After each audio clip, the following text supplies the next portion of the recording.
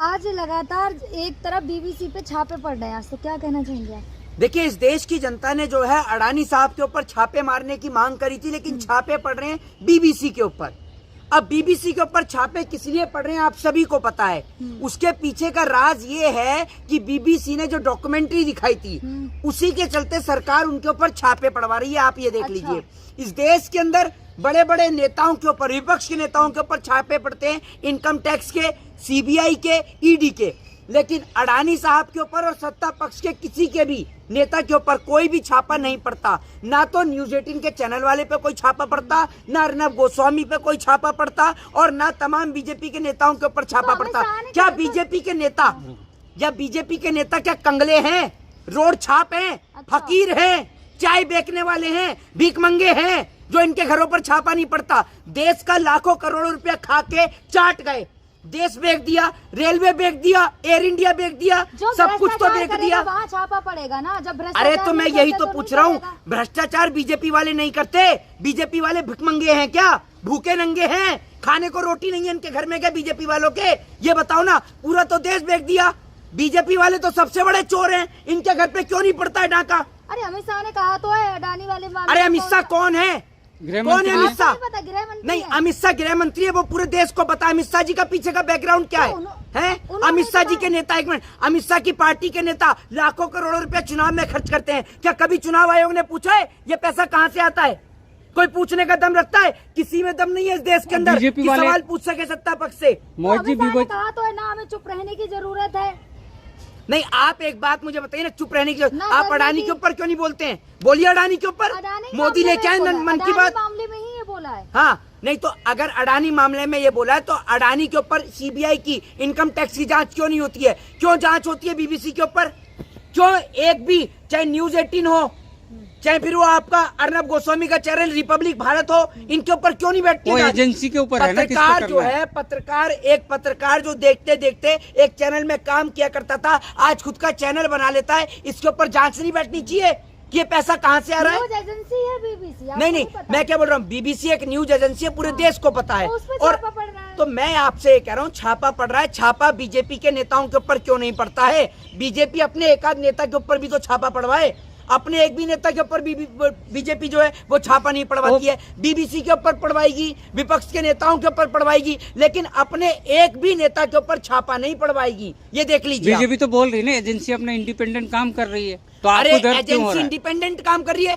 Agency जिस दिन independent काम करने लगी ना, आपके सारे के सारे नेता जेल के अंदर बंद नजर आएंगे और आप उनकी जमानत करने में लगे रहेंगे, ठीक है ना? क्योंकि अगर एजेंसी इंडिपेंडेंट काम कर रही होती तो आज पूरी बीजेपी, मैं पूरी बीजेपी की बात कर रहा हूँ, पूरी बीजेपी जेल के अंदर बंद होती है। बीजेपी कितनी नालायक पार्टी है पूरे देश को पता है। उत्तर प्रदेश को, जिसको आप उत्तम प्रदेश की बात करते हैं ना, एक घर के अंदर आग लगती रही, माँ और बेटी उस आग में जल के झुलसती रही, लेकिन किसी बुलडोजर चलाने वाले ने या किसी शख्स ने जाकर उस जलती माँ और बेटी को नहीं बचाया। और उसके बाद में जो वहां के जो अधिकारी हैं, उनके डांस का वीडियो सोशल मीडिया पे वायरल हो रहा है। लोग जमकर उनसे सवाल पूछ रहे हैं और लोग लिख रहे हैं सोशल मीडिया पे उनसे कि जब वो आपके पास मदद मांगने के लिए गई तो आपने उनकी मदद क्यों नहीं करी? आपने क्यों उन्हें डांट के भगाया? योगी जी लगातार दावे करते हैं ना उत्तर प्रदेश के, ये कानपुर पूर्वांचल की आपको खबर दे रहा हूं, जहां पर वो बेटी जलती रही,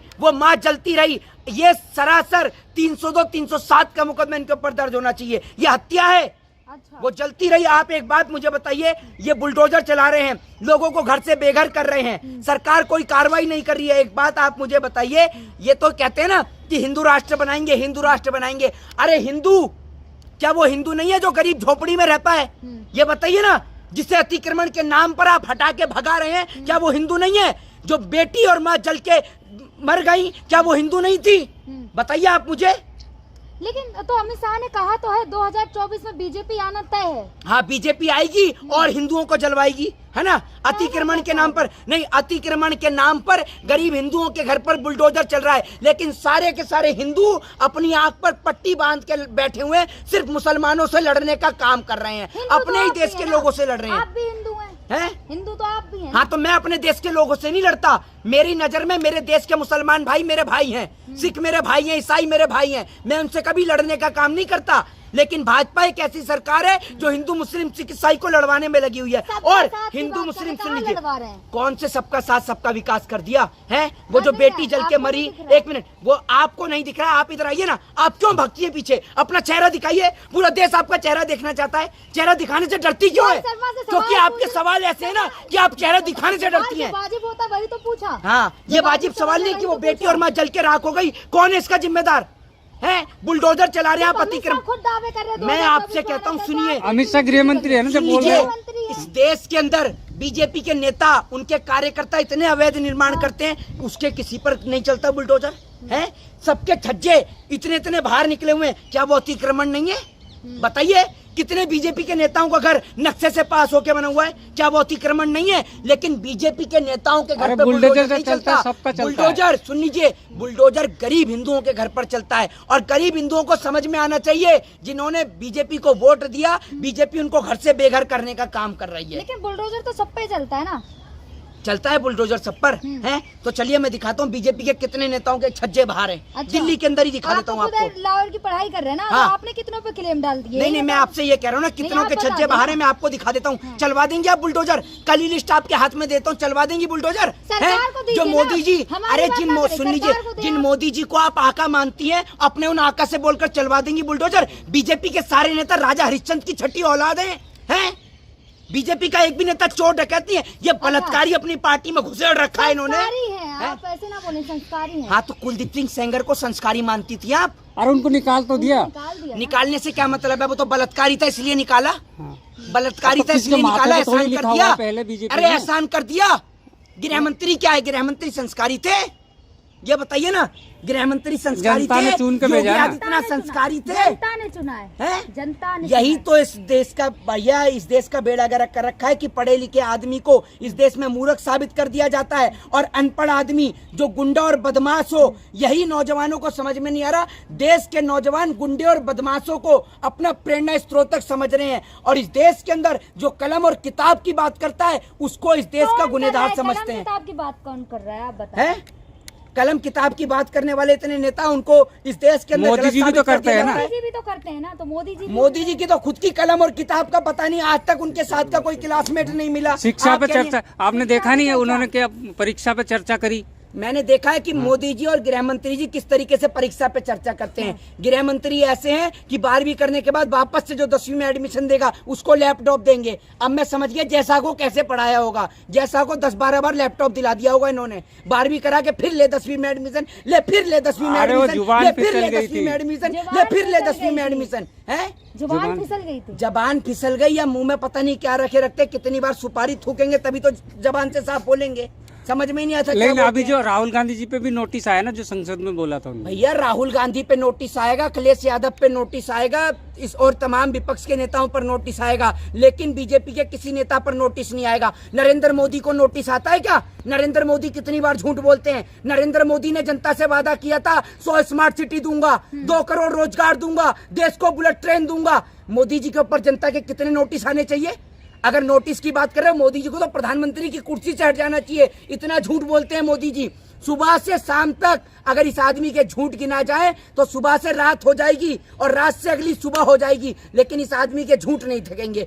ये आदमी झूठ बोलने में माहिर है, शेख सिल्ली इस आदमी के आगे फेल है। हाँ जी, लेकिन 2024 की तो बात कर रहे हैं ना कि आप दोबारा मौका देंगे तो जो बचे हुए काम हाँ वो भी दोबारा पूरे नहीं कर पाएंगे नहीं ना। दोबारा मौका देंगे। हाँ। तो जो आपने पहन रखे है ना तन पे कपड़े और अंदर जो अंडरवियर पहन रखा है, मोदी जी उसको अगर उतरवा के बिकवा नहीं दिया और आपको सड़क पर नहीं, मोदी जी कहते थे ना भाइयों बहनों मित्रों, मैंने 35 साल भीख मांग के खाया है। अगर आपके हाथ में जब तक कटोरा नहीं थमा देंगे ना और आपको भिखारी नहीं बना देंगे, तब तक मोदी जी रुकेंगे नहीं। मोदी जी विकास करते रहेंगे इस तरीके से देश का। विश्व गुरु बना रहे हैं और कह रहे हैं हाँ, हिंदू को मुसलमान से लड़ाकर, मुसलमान को हिंदू से लड़ाकर कहाँ ये लड़ा देश रहे विश्वगुरु हैं? बनेगा अभी ना। मुस्लिम के प्रोग्राम में नहीं गए थे अभी मोदी हैं? जी? मुस्लिम के प्रोग्राम में गए थे अभी। अरे मुस्लिम के प्रोग्राम में वोट तो हर किसी का चाहिए। हाँ। अगर इस देश में कुत्ते को वोट का राइट मिल जाए तो भैया कुत्ते को भी माला पहना देंगे। ये हालत है इस देश उन्होंने की। वहाँ पे जाके बोला तो मेरे कई पीढ़ियों से मेरे संबंध है इनके साथ। ये इनकी हालत इतनी खराब हो गई है कि इस देश के अंदर अगर कोई चीज नहीं बिक रही हो ना तो भाजपा का बस नहीं चल रहा है। भाजपा ये कह दे कि भैया अगर किसी का कोई मार्केटिंग करानी हो तो हमारे पास आ जाओ, अगर मान लीजिए कोई किसी कंपनी का प्रचार कर रहा है और वो कंपनी का साबुन बेचता है या शहद बेच रहा है और वो नहीं बिक रहा है, या पानी की बोतल ही मान लीजिए किसी कंपनी की नहीं बिक रही, तो वो भाजपा से संपर्क कर ले। भाजपा ये कहेगी अगर हिंदुओं को बचाना है और हिंदू को खतरे से बाहर लाना है तो यही पानी की बोतल पीनी पड़ेगी, नहीं तो हिंदू जो है वो खतरे में हो जाएगा, इस देश पे मुसलमान का कब्जा हो जाएगा। भाजपा इतनी बड़ी चोर पार्टी है, ये इनसे बड़ा कोई चोर नहीं है। इन्होंने देश का सब कुछ बेच दिया। अरे भैया अडानी साहब, आप LIC का तो पैसा लेते हो, SBI का तो पैसा लेते हो, जरा मोदी जी ने जो शौचालय बना रखे हैं अमेरिका में, अगर अमेरिका में कोई आपके उन शौचालयों को खरीदने वाला हो तो इनको भी गिरवी रख दो।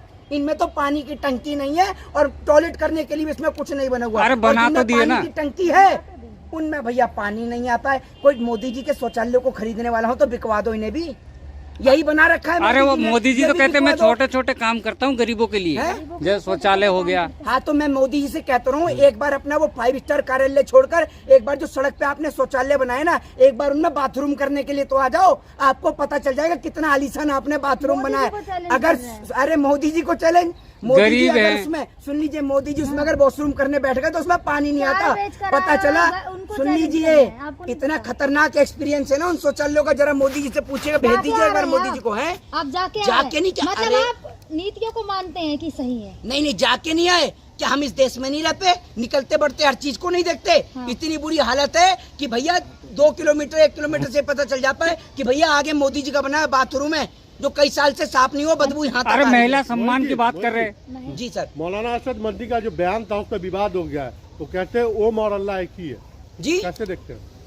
मौलाना असद मदनी जो है जी उस पर विवाद चल रहा है, वो कहते हैं अल्लाह और ओम एक ही है। हाँ। कैसे देखते हैं इसको? तो एक बात आप मुझे बताइए, विवाद का तो इसमें कोई विवाद ही नहीं बनता है, विवाद तो कोई बनता ही नहीं है। जिस प्रकार से हिंदू मुस्लिम सिख ईसाई सब एक भाई हैं, वैसे ही ईश्वर और अल्लाह एक ही है। ईश्वर और अल्लाह में अंतर क्या है ये बताइए ना आप मुझे। तो बस इतना सा अंतर है कि आप अल्लाह को मस्जिद में जाकर ढूंढते हैं, मैं ईश्वर को मंदिर में जाकर ढूंढता हूं, इतना सही तो अंतर है। और मंदिर और सुनिए, मंदिर और मस्जिद के नाम पर, ईश्वर और अल्लाह के नाम पर, अल्लाह और ओम के नाम पर लड़ना बंद करिए, क्योंकि हमें पता है कि इस देश के अंदर की महंगाई आपसे समझ नहीं रही, बेरोजगारी का आप इलाज कर नहीं पा रहे हैं, इसलिए ढूंढ ढांड के आपकी कहानी सिर्फ और घड़ी की सुई हिंदू मुसलमान पे आके हिंदू संगठन विरोध कर रहे हैं। अरे हिंदू संगठन का तो काम ही विरोध करना है। जैसे आदमी सुबह सुबह टट्टी का डब्बा लेके चलता है ना, ये विरोध करने के लिए कोई ना कोई चीज लेके चल देते हैं, इनका काम ही यही है।